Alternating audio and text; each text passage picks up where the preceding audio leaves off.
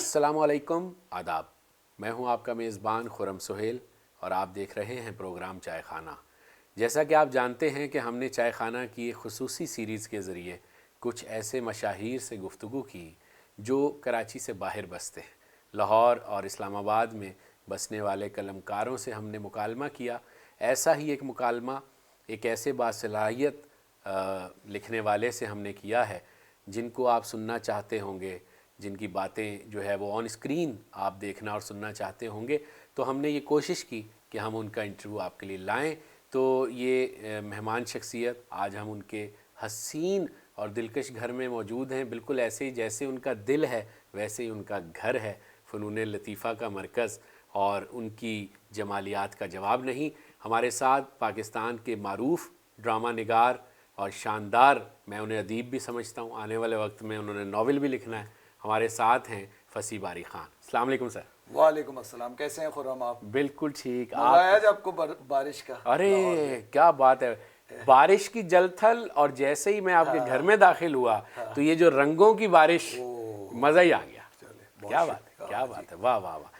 मेरा ख्याल है कि आप जैसे लिखने वाले को ऐसा ही बाज़ौक होना चाहिए, क्योंकि लिखने वाला अगर हिसास और बाज़ौक नहीं होगा तो कौन होगा।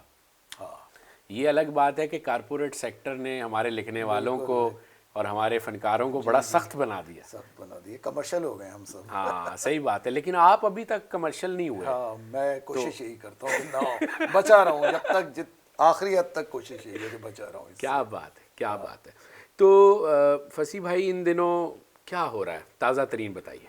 जी, ताज़ा तरीन जो है वो सानेहा या वारदात कह दें कि वो यूट्यूब की तरफ मैं आया हूँ, तो कुछ काम यूट्यूब के लिए कर रहा हूँ, अपनी प्रोडक्शंस कर रहा हूँ। ठीक है। कबाड़ खाना के नाम से एक अपना प्रोडक्शन हाउस बनाया है, वाह। वो कर रहा हूँ। अब सच बात आपको बताऊं, जब से यूट्यूब की दुनिया में घुसा हूं तो मुझे टीवी का काम करने का बिल्कुल दिल नहीं चाह रहा।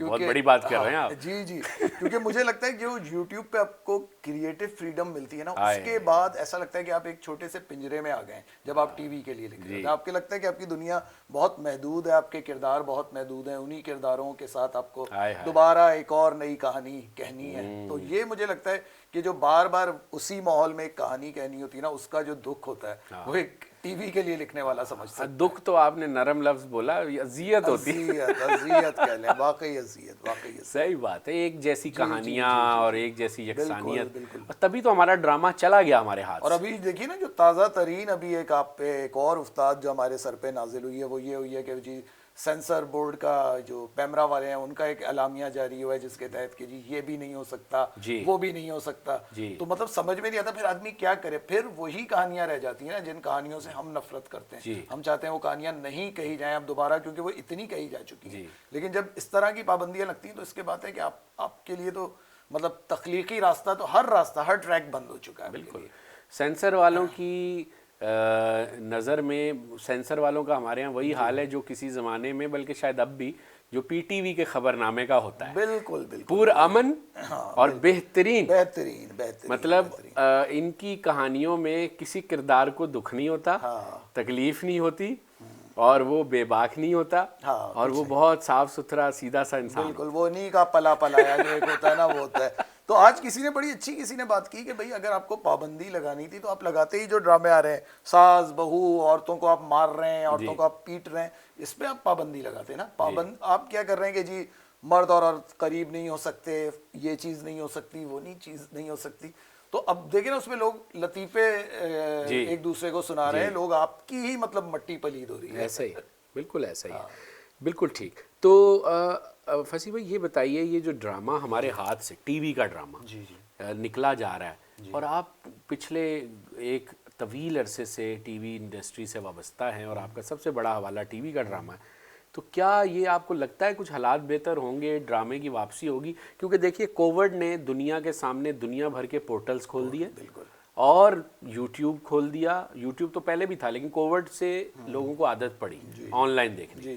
तो इस माहौल में और इस चैलेंज में आप, हमारा पाकिस्तानी ड्रामा जो है, बीइंग अ ड्रामा राइटर, आप कहाँ देखते हैं कि कोई मुस्तकबिल अच्छा है या चीज़ें ख़राब होने जा रही हैं? और देखिए, मैं बड़ा ऑप्टिमिस्ट हूँ हर मामले में, लेकिन पता नहीं क्यों टीवी के ड्रामे की जब भी कोई मुझसे बात कहता है ना, तो मुझे कोई उम्मीद नज़र नहीं आती। अच्छा। मुझे कुछ नहीं आता। मुझे लगता है कि हालात बद से बदतरीन होंगे, क्योंकि अभी 3 साल पहले के जिस ड्रामे को हम कोसते थे यार ये बहुत बुरा था, अब उसका मैं कंपैरिजन करता हूँ जो आज चल रहा है, तो मैं कहता हूँ नहीं यार वो 3 साल 5 साल पहले वाले कुछ बेहतर थे, अब तो बिल्कुल वो गए।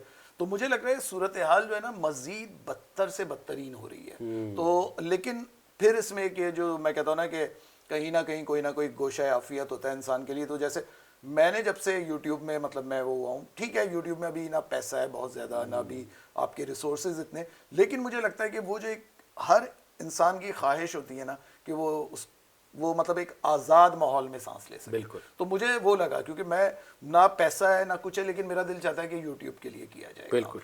तो मुझे ऐसा लगता है कि अब वो लोग जो थोड़ा सा भी सोचते हैं कि वो अलग सोचते हैं, या उनको लगता है कि अब ऐसी कहानी कहनी चाहिए कि जो हमें सुनने को नहीं मिलती या हम नहीं दिखाते अपने मीडिया पे, क्योंकि जो पाबंदियां हैं, तो मुझे ऐसा लगता है उन सब के लिए ना मतलब एक रास्ता खुला है। अब मुझे लेकिन फिर वही ये बात है कि मुझे डर ये लगता है कि कुछ पता नहीं कि कल को इसको बंद कर दें, कल और एक बार बंद हो चुका है, बंद हो चुका है। तो हम उम्मीद यही हमें रखनी चाहिए, क्योंकि अगर हम इसके लिए काम कर रहे हैं हमें ये सोच के करना चाहिए कि ये रास्ता भी किसी भी वक्त बंद हो सकता है आपके लिए। बिल्कुल ठीक।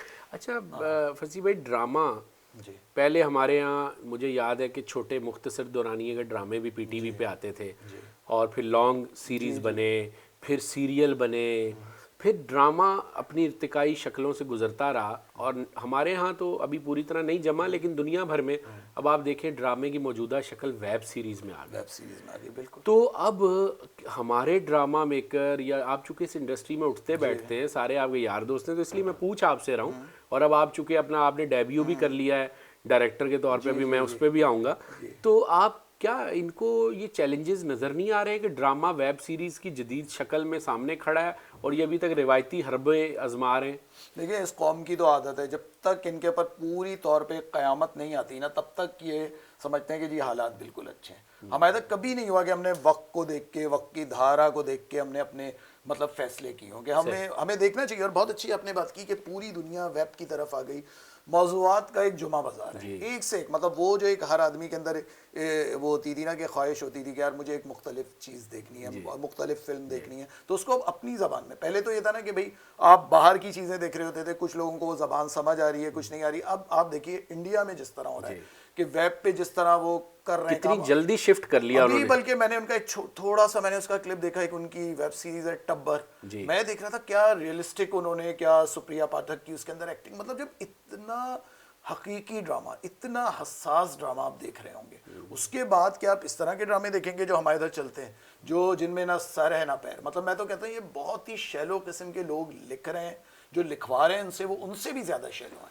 और जो देखने वालों को तो आप बेशऊर करते जा रहे हैं ना। आप देखिए कि ड्रामा धीरे धीरे हम कहते हैं ना गिरा है, एकदम से तो नहीं हुआ कि फौरन हो गया। आपने देखें कि इस बुरे ड्रामे की आपने लोगों को आदत डाली है। अब आप आदत डाल रहे हैं, भाई मैं कहता हूँ 100 ड्रामे आपके चैनल से चल रहे होते हैं ना, आपके 4 ड्रामे कुछ ऐसे नहीं चला सकते कि जो इस तरह की ऑडियंस है, जो इसके लिए दूसरे चैनल्स को देखती है, जो OTT देख रही है, वो कर रही है, आप उनके लिए क्यों नहीं, उस सतह के लोगों के लिए क्यों नहीं आप वो कर सकते?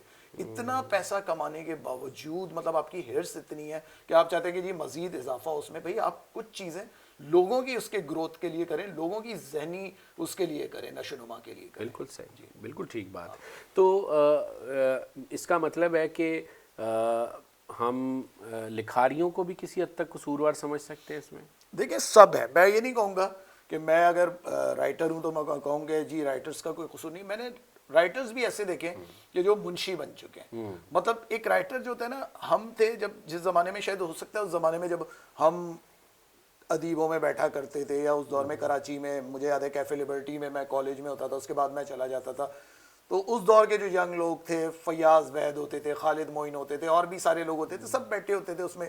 बहुत प्रोग्रेसिव भी होते थे उसमें, कम्युनिस्ट भी होते थे, सब होते थे, लेकिन सबकी सोच जो थी ना वो बड़ी तरक्की पसंदाना थी। और सब हम जब बैठते थे, हम जो बातें करते थे, तो मुझे लगता है जो लोग उस माहौल का हिस्सा रहे ना, उनके अंदर अभी भी कहीं कोने खुदरे में वो चीज़, एक मज़ाहमत है मौजूद इस चीज़ से वो करने के लिए।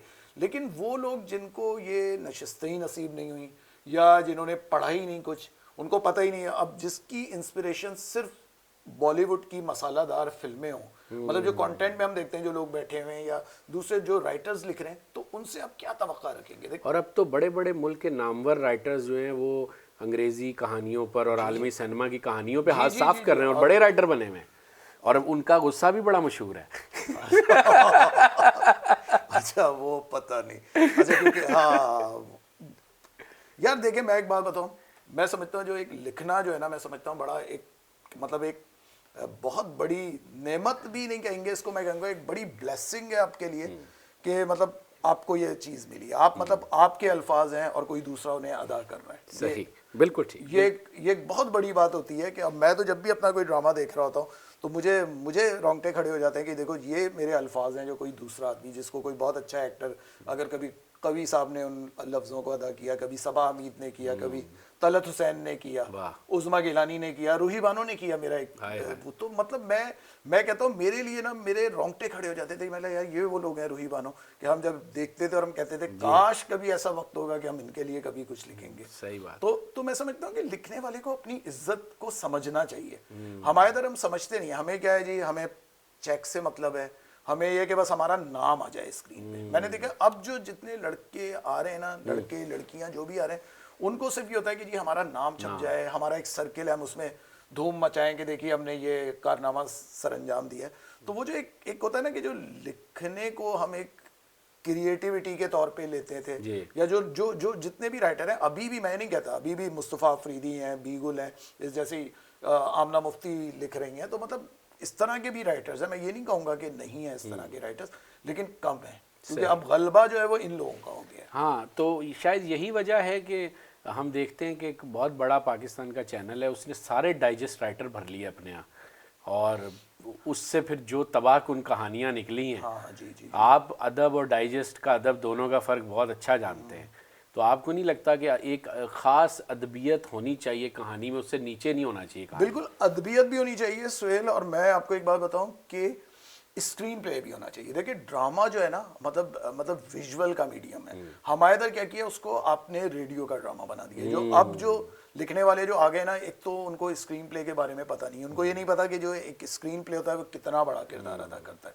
मतलब जहां आप 2 सफ़े 2.5 सफ़े के डायलॉग्स में अपना वक्त ज़ाया कर रहे हैं लोगों का, उसमें वो चीज़ आप हो सकता है वो एक आपका एक सीन होगा, एक मंजर होगा जिसमें कोई मुकालमा नहीं होगा, और वो सारी चीज़ें आश्कार कर देगा ऐसे। तो ये जो है ना, मुझे लगता है कि जो मुझे एक तो अदबियत, आप सही कह रहे हैं कि जिस इंसान ने अदब पढ़ा होता है तो जाहिर सी बात है उसकी सोच में एक डेप्थ आती है।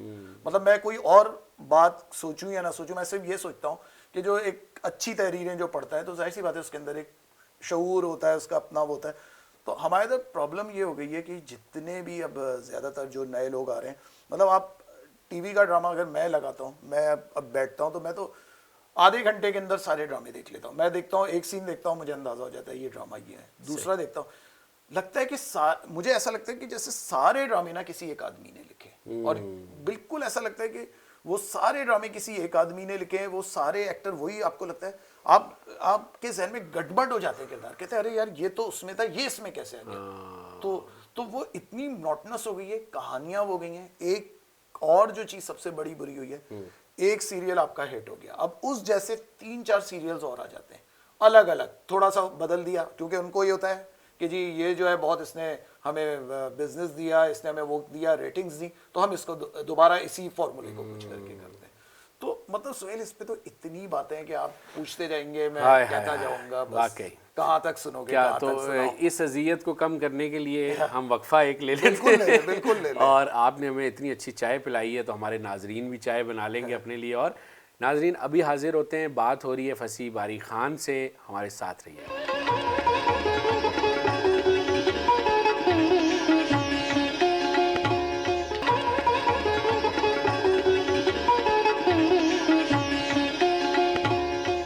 गुफ्तगू हो रही है फसी बारी खान से, ड्रामे की, फिल्म की, और उसके साथ और बहुत सारी ज़िंदगी की कहानियाँ जो इनसे पूछनी है, जो ये पढ़ते भी हैं, जिनको इन्होंने तख्लीक भी किया और जिनको ये महसूस भी करते हैं। तो फसी भाई, थिएटर पे बात हम करेंगे अभी, लेकिन मैं चाहता हूँ पहले ज़रा फिल्म पे बात हो जाए।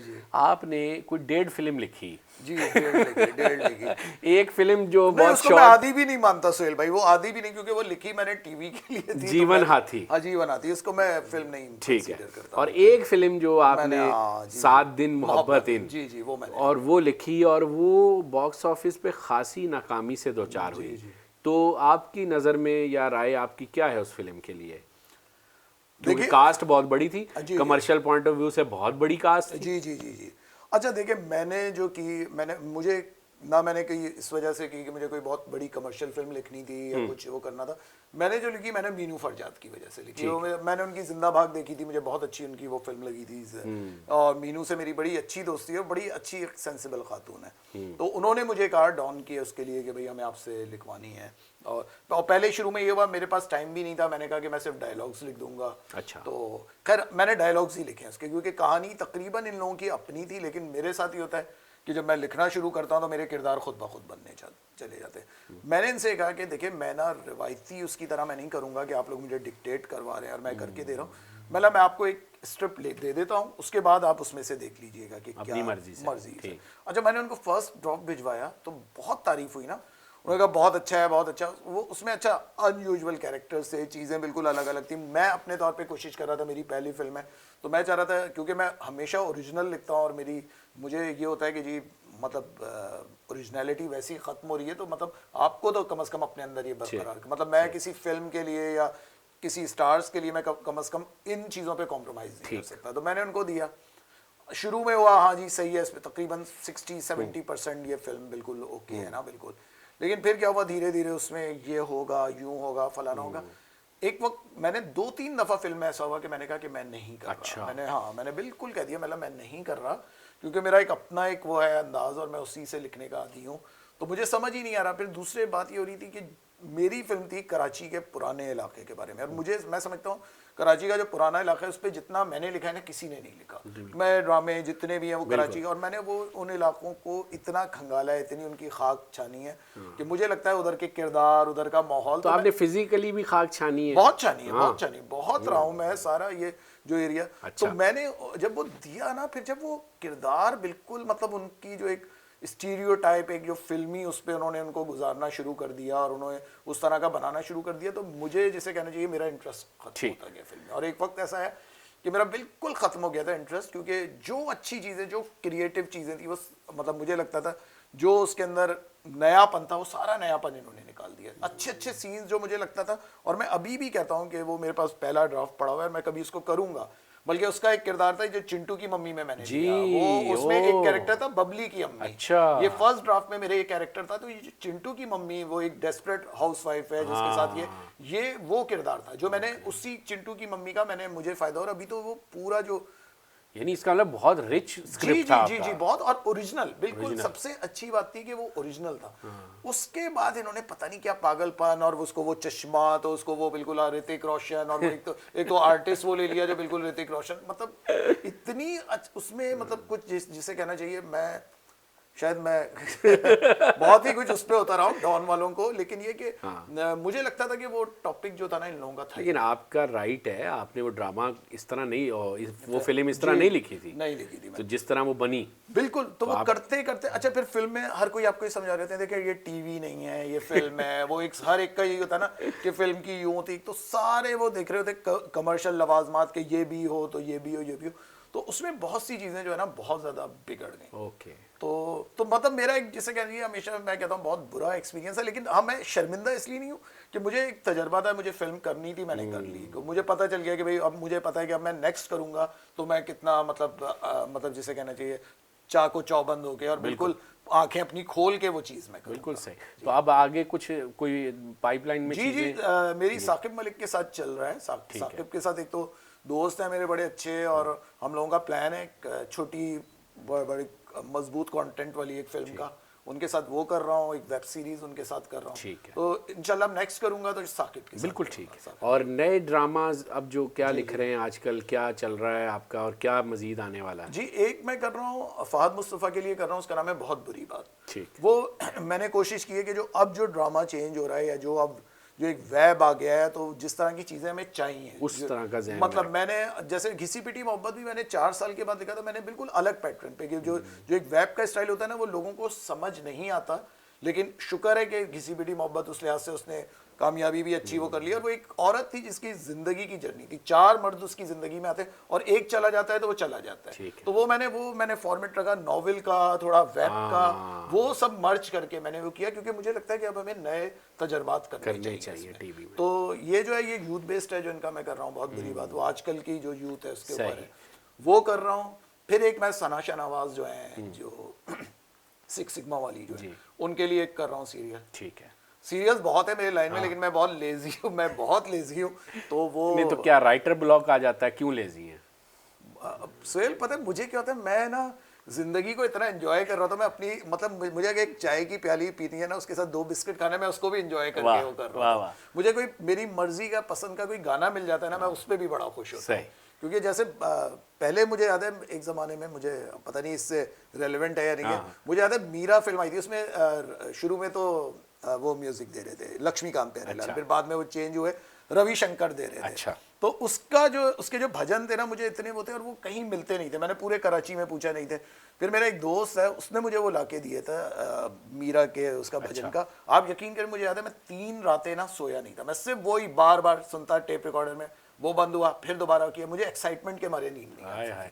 नहीं ये मैंने देखी आपके अंदर माशाल्लाह, और ये अच्छी बात है, आप जिंदगी के एक एक लम्हे को अगर जी कर गुजारते हैं और बसर करते हैं तो ये तो अच्छी बात है। मैं बहुत खुश रहता हूँ, और मुझे लगता है जिंदगी देखिए बहुत खूबसूरत चीज़ है, और देखिए और हमें भी पता है कि हम इधर बहुत महदूद मुद्दत के लिए, तो मैं तो ये नहीं सोचता कि ये यूं हो गया ये हो गया, मैं कह रहा जो लम्हा गुजर रहा है बस उसको पकड़ लें, उसका मजा लें। हमारा भी फलसफा यही है, इसीलिए हम खुश रहते हैं। बस देखिए ना कोई बीमारी होती है ना कुछ होता है, आदमी फिटफाट रहता है। सही बात है, बिल्कुल ठीक। अच्छा, आपका एक ड्रामा तारे अनकबूत, वो पाबंदी का शिकार भी हुआ, क्या वजह थी? भाई देखिए वो अजीब, वो मैंने लिखा, वो मैंने बहुत रिसर्च करके लिखा था, क्योंकि टीवी के ड्रामों में नहीं होती रिसर्च। वो एक हमारे तो एक जादू जो चलता है ना, वो टिपिकल इनका होता है कि जी गुड़िया पे वो कर दी। मैंने एक इनका अमल होता है जिसको कहते हैं उल्लू तंत्र। ठीक है। वो बड़ा जिसे कहना चाहिए बहुत ही करी और बहुत ही ज़्यादा खौफनाक एक उसकी एक वो है, उसकी जो अंदर छुपी हुई बातें ना वो बड़ी वो हैं। जिस तरह मैं कहता हूँ ना वेब पे जिस तरह की चीज़ें चल रही हैं ना, ये आज के दौर का वो सीरियल था। उस पर मैंने वो जो तांत्रिक होते हैं जितने मैंने उनसे बात की, वो एक वाहिद एक कराची में बचे थे जो 94 साल के थे। और मैं जिस ज़माने में जर्नलिस्ट होता था तो मैंने उनसे पूरा उनका कि भाई किस तरह होता है, कि किस तरह उल्लू को पालते हैं, किस तरह उसको जवार खिलाते हैं, उसको मुर्गी की कलेजी खिलाते हैं, फिर क्या होता है वो 30 दिनों में उसका क्या जुस्सा क्या से क्या हो जाता है। तो वो पूरी टेक्निकल बातें थी। और वो उज़्मा गिलानी ने किया था वो कैरेक्टर, वो तांत्रिक जो मतलब वो जो आमला जो है ना, वो थी हजरत बीबी का कैरेक्टर। और ये वाकई एक किरदार था समाज में एक औरत का। तो मुझे जब मैं लिख रहा था ना, मैं सोचा था मैं उसका कोई और नाम रखूंगा, मैं सोचा जैद, लेकिन पता नहीं क्यों मेरे जहन पे वो ही नाम था ना, मैं लिख देता हूँ। मैंने वही नाम जो उसका ओरिजिनल नाम है जैतून बीबी वो किया, उज़्मा गिलानी ने किया वो कैरेक्टर। आप यकीन करें मरी में सर्दियाँ दिसंबर की, और जो उन्होंने कब्रिस्तानों में जाके इन्होंने शूट किया है। मज़हर ने अपनी पूरी एक कब्र थी जिसमें उनको अंदर वो अमल करती हैं, तो वो पूरा उधर हमने शूट किया कब्रिस्तान के अंदर। उसमें हर एक्टर ने ना मतलब मैं कहता हूँ एक रज़ाकार के तौर पे काम किया, चाहे वो रेशम हो, चाहे अली ताहिर हो, चाहे ये हो हिना थी उसके अंदर। तो वो इतनी मेहनत से हम लोगों ने किया। और बल्कि उज़्मा गिलानी ने पिछले दिनों पोस्ट भी लगाई हुई थी इंस्टा पे, उन्होंने कहा मुझे अपनी ज़िंदगी का सबसे बड़ा अफसोस ये है कि मेरा ये इतना अच्छा काम वो डब्बों में चला गया। तो वो उसको उन्होंने क्या किया, पहले उन्होंने कहा कि जी इसका कंटेंट जो है वो बहुत हार्ड है।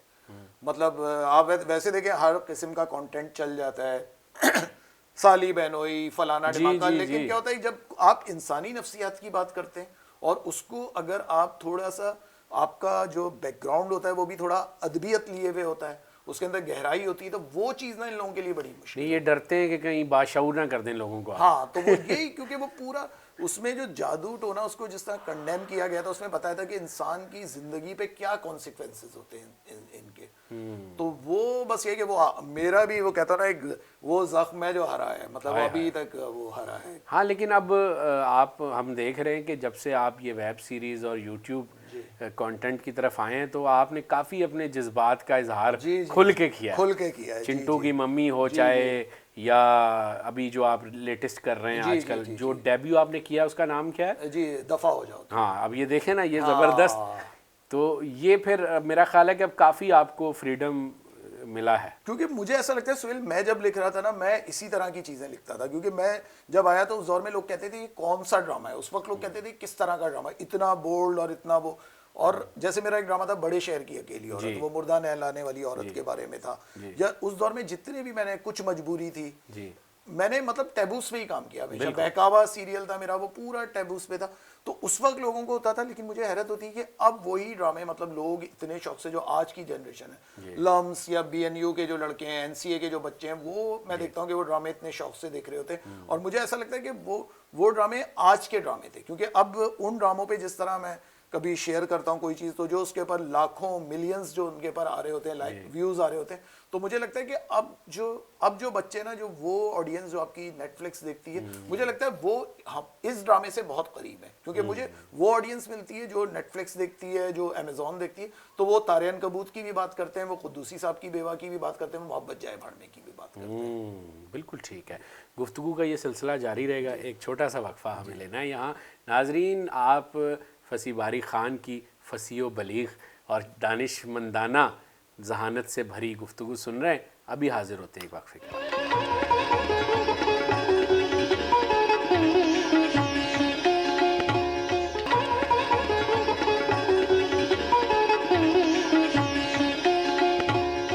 गुफ्तगू हो रही है फसी बारी ख़ान से चाय खाना की इस स्पेशल सीरीज़ में, जिसमें बहुत सारी बातें हम समझने की कोशिश कर रहे हैं कि मसला कहाँ है फ़िल्मों में, हमारे ड्रामों में, और जो नए चैलेंजेस हैं इस नए अहद के, जब पूरी दुनिया में एक portal cinema, portal web series और ये सारा कुछ शुरू हो चुका है, तो हम कहाँ खड़े हैं ये हमें बता रहे हैं फसी बारी ख़ान। तो फसी भाई, आप ये बताएं कि आप जर्नलिस्ट भी रहे, फिर आप बड़े अदबी महफ़िलों में बैठते उठते रहे, कराची में कैफ़े कल्चर में भी रहे।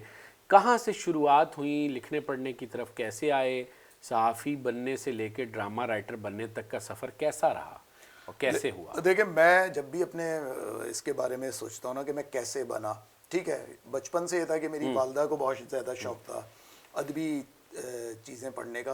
तो मेरे घर में हमेशा, मतलब मंटो को भी हमने पढ़ा, ख्वाजा अहमद अब्बास भी होते थे, राजेंद्र सिंह बेदी भी होते थे, गुलाम अब्बास भी होते थे, कुर्रतुल ऐन हैदर भी होती थी। तो वो मेरी वालदा जो थी ना, उनका बड़ा अदबी शौक था। क्योंकि उन्होंने कभी डाइजेस्ट वगैरह नहीं पढ़े, वो जब भी पढ़ती थी उनका दोपहर का एक टाइम होता था, खाने के बाद वो लेटती थी और वो इसी तरह की चीज़ें पढ़ती थी। तो वो चीज़ मुझे अम्मी से हुई कि वो चीज़ें मैंने पढ़नी शुरू की, तो मुझे वो चीज़ें समझ नहीं आती थी, लेकिन मुझे अच्छी लगती थी।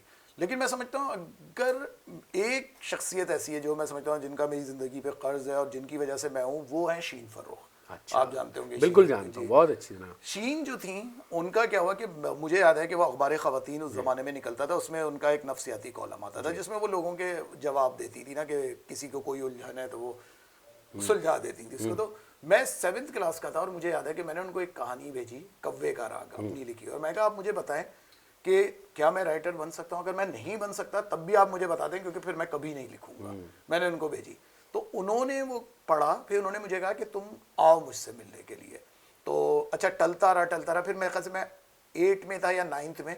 तो फिर मैंने एक दिन मैंने कहा, मैं, और उन्हें मैं याद था, मज़े की बात है, मैंने कहा मैं आपसे मिलने आना चाहता हूँ। उन्होंने कहा तुम आ जाओ। उस ज़माने में उनका PCHS में ऑफिस होता था। मैं गया और उन्होंने जिस तरह मुझे इनकरेज किया, फिर उसके बाद ये हुआ कि मैं चला गया। फिर उनके साथ जब मैं बैठा था तो मैं उनसे फिल्मों की बातें करने का, उनको फिल्मों का बड़ा शौक था, तो मैंने उनको रेकमेंड करनी शुरू की जो मैं फिल्में देखता था। क्योंकि मुझे बड़ी होती थी, मैं ढूंढ ढांड के फिल्में जो इस तरह की होती हैं जो अमूमन नहीं मिला करती थी, तो वो सारी मुझे पता थी उनके बारे में मालूमात ना। तो मैंने उनको कहा आप ये भी देखें, तो हमारा बड़ा अच्छा हो गया। फिर वो मुझे फ़ोन करती थी कभी फिल्म पे बाद, और क्या लिख रहे हो क्या नहीं कर रहे। फिर मुझे याद है मैं मैट्रिक में था, तो उनका एक इश्तिहार छपा अखबार ख़वातीन में। उन्होंने कहा कि हमें लिखने के लिए नॉर्मल कंट्रीब्यूटर्स की ज़रूरत है। तो मैंने उनको फ़ोन किया, मैंने कहा क्या मैं लिख सकता हूँ? तो उन्होंने कहा अच्छा तुम आओ ऑफिस। मैं उनके ऑफिस में गया, उन्होंने मुझे कहा देखो तुम्हें फिल्म की बड़ी अच्छी नॉलेज है, तो सब कुछ है, तो तुम ऐसा करो, तुम मुझे ना तबसरे लिख के दो फिल्मों के ऊपर। तो उस ज़माने में BBC की भी बड़ी आ रही थी, ये shadow of the cobra, art Malik वाली, और वो ट्रैफिक और ये जो सारी चीज़ें, और वो मैंने फिर करके दी। फिर मुझे याद है वो जो एक और फिल्म थी, ऑस्कर विनिंग कोई फिल्म थी, उसके ऊपर मैंने उनको वो करके ड्राइविंग मिस डेजी, अच्छा, ड्राइविंग जेसिका टेंडी की जो थी, वो मैंने उनको करके दी। तो ये आपका जर्नलिज्म ऐसे शुरू हुआ? जर्नलिज्म। फिर मुझे दूरदर्शन के, फिर मैंने क्या किया, दूरदर्शन में जैसे कथा सागर और जो इनके सिंगल प्लेज आते थे ना, उनको मैंने करना शुरू किया। तो उसका ये फीडबैक मिला कि वो लोग जो एक बाज़ौक लोग होते हैं ना, वो हर दौर में होते, तो उनको बड़ा इंतजार रहता था कि भाई ये वो लोगों के बीच डाक आती थी, वो कहते थे जी हम आपने हमें रेकमेंड किया, हमने देखा, हमें बहुत अच्छी लगी, तो वो उन्होंने मुझे करना शुरू किया। फिर उन्होंने मुझे कहा, उन्होंने इस पे बस नहीं किया, उन्होंने कहा तुम अब कॉलम वॉलम टाइप की चीज़ लिखो, फीचर्स लिखो। अच्छा। फिर उन्होंने मुझे कहा, उन्होंने मुझे याद है, उन्होंने मुझे ये ट्रांसजेंडर्स पे उस जमाने में कोई नहीं करता था, उन्होंने मुझे कहा कि तुम मुझे इनके ऊपर लिख के दो। यानी आपकी बेबाकी की बुनियाद उन्होंने रखी है। हाँ, मेरी बेबाकी की। और अच्छा,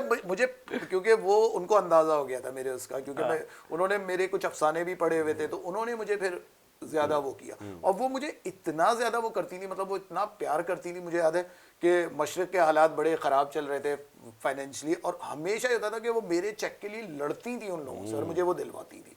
और इतना मुझसे वो प्यार करती थी कि मतलब मैं समझता हूँ कि जो मेरे अंदर कॉन्फिडेंस हुआ ना, वो शायद उन्हीं की वजह से पैदा हुआ। सही बात है। और हम ये भी देखते हैं कि आपके तख्लीक किए हुए किरदारों में 90% किरदार ख़वातीन के। जी जी। तो ख़वातीन से इतनी आपकी कुर्बत, मतलब ये कोई पर्सनल सवाल नहीं पूछना चाह रहा, जनरल अमूमी तौर पे कि आपका रुझान निस्वानी किरदारों की तरफ क्यों रहा? देखिए, मुझे ऐसा लगता है, जैसे मेरे ख्याल से लोग कहते हैं ना, मंटो को भी कहते हैं कि मंटो ने बहुत औरतों पे लिखा, तो मुझे पता है कि एक वजह समझ में आती है। औरत के बारे में हम इसलिए ज्यादा लिखते हैं कि औरत जो होती है ना, उसके किरदारों में तनव्वो बहुत है। आपको मतलब हर औरत जो होती है ना, उसकी एक नई साइकी मिलती है आपको। एक औरत से आप मिलते हैं, मुझे लगता है कि औरत में ज्यादा डेप्थ है मर्द की निस्बत। मर्द क्या होगा, या तो कमीना होगा या शरीफ होगा या इस तरह का होगा, मतलब इस तरह के होते हैं ना। लेकिन औरत की अगर आप साइकी देखें कि औरत की गहराई को मुझे लगता है कि आप नहीं नाप सकते। ये हालांकि किसी बहुत पुराने किसी उसने कहा, लेकिन वाकई बहुत सी बातें ऐसी होती हैं कि आपको नहीं पता होता। आप उसके साथ रह के, उसके साथ बरसों गुजार कर भी आप नहीं जान सकते उस औरत को। मुझे बल्कि मैं अभी आपका बुक्स कलेक्शन देख रहा था, तो मुमताज़ मुफ्ती की किताब नज़र आई, तो मुझे साथ ही याद आया कि ये भी तो औरत की नफ्सियात पे एक अथॉरिटी। बिल्कुल, मुमताज़ मुफ्ती। और मुमताज़ मुफ्ती की तो मुझे एक और बड़ी अच्छी बात लगती है जो उन्होंने मुफ्ती आने के पीछे लिखी थी। उन्होंने कहा कि कहानियां हम लिखते अपने लिए, सुनाते लेकिन दूसरों। हाय हाय हाय। तो वो सही बात है कि अब मुझे भी ऐसा लगता है। मैं कोई लोग कहते हैं ना, भाई ड्रामा लिख लो, पैसों के लिए कर लो, इसके लिए कर लो, इतने लाख मिल जाएंगे। मैं हंसता हूँ अंदर ही अंदर। मैं मैं पैसों के लिए तो लिख भी नहीं सकता, मैं अपनी खुशी के लिए लिखता हूँ। हाँ, उसमें पैसे मिल जाते हैं, ये एक अलग बात है, लेकिन वैसे ही कि हमेशा मैंने कोशिश यही की, अभी तक कोशिश ये करता हूँ कि वही लिखूँ जो अपने लिए लिख सही। तो एक लिखारी का सर्वाइवल है आज की दुनिया में? आजकल सुहेल बहुत अच्छा है। आजकल तो देखें, आजकल तो इतने बुरे बुरे राइटर्स हैं जो इंडियन फिल्मों को चुरा रहे हैं, कर रहे हैं। वो तक यार उनको, उनके एक स्क्रिप्ट को, जो बिल्कुल एक कचरा स्क्रिप्ट है, उस पर 25,000 मिल जाते हैं शुरू में। हम जब आए थे शुरू में तो 2,000 2,500 इस तरह के मिला करते थे। और वो भी अक्सर ये होता था कि लोग आते थे आपके पास, 5-5 एपिसोड लिए भाग गए, उसके बाद उनका पता ही नहीं, फोन नंबर उनका वो गया। तो अब तो मैं कहता हूँ हालात बहुत बेहतर है। मतलब अगर, और मैं अक्सर लोगों को कहूँगा, बहुत से राइटर्स हैं वो ये शो करते हैं कि खुद कमा रहे होते हैं खूब, और लेकिन कहते हैं यार कुछ नहीं रखा इसमें। नहीं, इसमें पैसा है, इज्जत है, सब कुछ है। सही बात है। तो अब जो आप नया कंटेंट जनरेट कर रहे हैं वेब सीरीज़ की शक्ल में, तो आपको, और आपने अभी डायरेक्टर अपना डेब्यू भी किया है, तो क्या फ्यूचर देख रहे हैं? आप कहाँ खड़े नज़र आ रहे हैं खुद को कुछ अरसे बाद? क्योंकि अब आपके सामने पूरी दुनिया का कैनवस खुलने जा रहा है इसके बाद। सुहेल देखिए, मैंने तो इस वजह से, साफ बात है, जो यूट्यूब चैनल अपना वो किया। मैं जो मौजूदा टीवी है ना, उसकी पॉलिसीज़ वगैरह, उसका जो एक सिनेरियो बन गया ना, मैं उससे बहुत मायूस हूँ। तो मैंने इसलिए किया, मतलब कुछ तो हर आदमी अपने उसके लिए, जाहिर सी बात है, मैं एक राइटर हूँ और मेरा ब्रेड एंड बटर यही है। तो मुझे ये सोचना था कि यार एक ऐसा काम जो मैं बगैर रूह के करूं, उससे बेहतर नहीं है एक काम जो मैं रूह के साथ करूं। ठीक है, उसमें मुझे पैसे कम मिले, लेकिन मिल जरूर जाएं, इतने हो जाएं कि जी आप कम में गुजारा कर लें। तो मैंने इस पॉलिसी के तहत ये किया था, और मुझे अब उम्मीद लग रही है, क्योंकि जब चिंटू की मम्मी मैंने किया ना, तो मुझे लोगों ने बड़ा डराया। लोगों ने कहा कि पैसे नहीं मिलते, पैसे नहीं मिलते। और साफ बात है, उस वक्त मैं बिल्कुल कंगाल था, मैं जीरो था।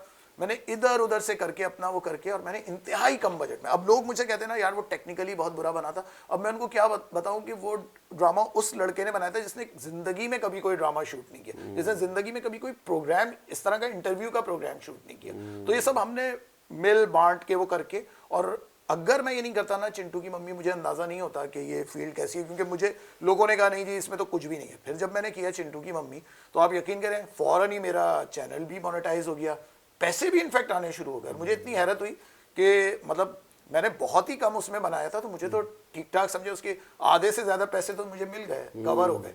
तो मुझे लगता है कि ये जो है प्लेटफॉर्म जो है OTT का या वेब का जो है, ये उन लोगों के लिए बहुत अच्छा है जो अलग काम करना चाहते हैं, जो चाहते हैं ना कि वही काम उन्हें करना है जो टीवी का काम है, जिसमें शायद उनको पैसा भी ज़्यादा मिल रहा है, सब कुछ मिल रहा है। उनके लिए ये मीडियम नहीं है, क्योंकि वो अगर इधर आएंगे ना, इसको भी यही करेंगे। क्योंकि हमारे इधर अभी तक वेब में मैं देख रहा हूँ कि वो टॉपिक लेके आ रहे हैं जो टीवी के ड्रामे।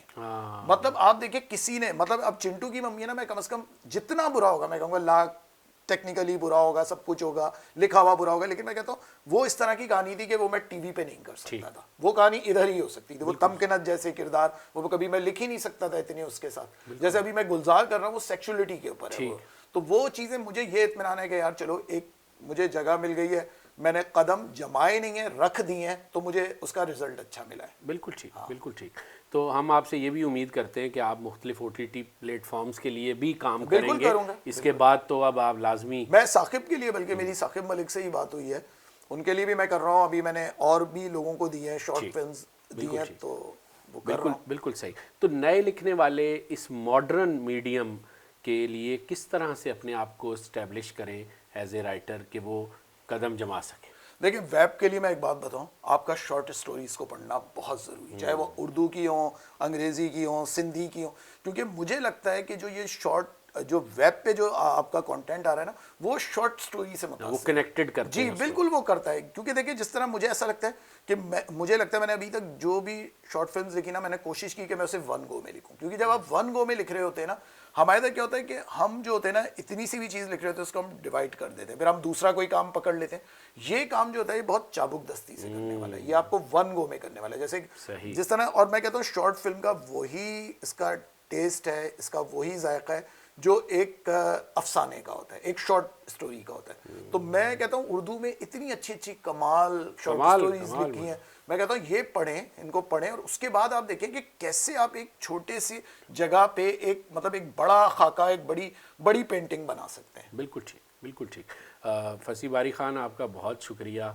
इस कदर उम्दा गुफ्तगू आपने की है कि हमारा दिल तो नहीं चाह रहा हम आपसे इजाज़त लें, लेकिन आपने कुछ कबाब भी इतने मज़ेदार खिला दिए, तो हम पे अब जो है ना वो आसूदगी तारीफ। मैं अभी और आपको खिलवा बहुत अच्छा लगा बात करके, मुझे भी बहुत अच्छा लगा। और अगर आप जैसे लोग कुछ और आ जाएं तो मुझे लगता है कि हमारा ड्रामा भी वापस आ जाएगा, फिल्म भी वापस आ जाएगी, और हम जो गुमशुदा कैफियत में हैं तहजीबी तौर पे, शायद हमारी वापसी हो जाएगी। आपका बहुत शुक्रिया गुफ्तगू करने के लिए।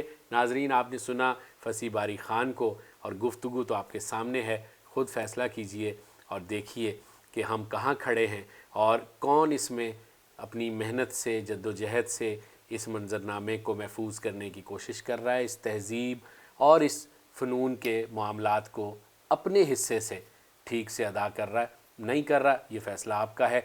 ज़रूर देखिए, नोट कीजिए, क्योंकि ये मुकालमात इसी मकसद के लिए किए गए हैं कि आप फ़ैसला करें कि हम तहज़ीबी तौर पर कहाँ खड़े हैं और हमें ज़वाल से बचने के लिए मज़ीद क्या करना चाहिए। अपना बहुत ख्याल रखिएगा। खुर्रम सुहेल को चाय खाना से दीजिएगा इजाज़त, इस उम्मीद के साथ कि आज की गुफ्तगू आपको पसंद आई होगी। खुदा हाफिज़।